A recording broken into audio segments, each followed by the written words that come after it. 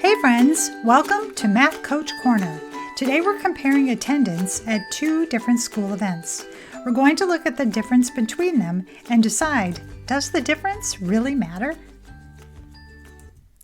The Student Council wants to know what types of events students are more interested in attending.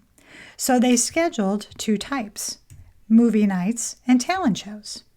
Now they want to know which event generally has higher attendance.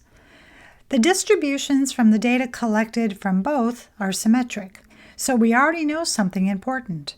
We're going to use the mean and the MAD to compare the general attendance. Here's the data. For the movie night, the mean is 120 students and the MAD is 15 students.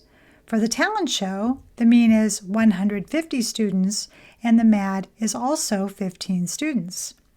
The Student Council concludes that the talent show definitely has the higher attendance. Are they correct?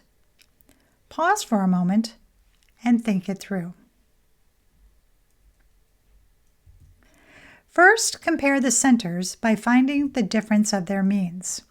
150 minus 120 is 30. So on average, the talent show had 30 more students. Now compare that difference to the MAD. The MADs for both events is 15. That means attendance typically varies by about 15 students from the average. So here's the key question. Is 30 a large number of students compared to 15? Well, yes. 30 is 2 times as large as 15. That means the averages are separated by 2 typical amounts of variation or spread. That's not a small gap. So the Student Council was correct.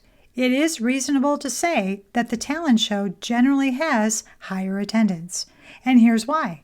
Not just because 150 students is greater than 120, but because the difference between them is significant compared to how much attendance usually varies. That's what makes the difference meaningful. So next time you see two averages that look different, don't stop there. Ask yourself, is the difference actually meaningful? That's how you move from calculating to really understanding. And that's Math Coach Corner. Think it through, question the claim, and decide if it makes sense.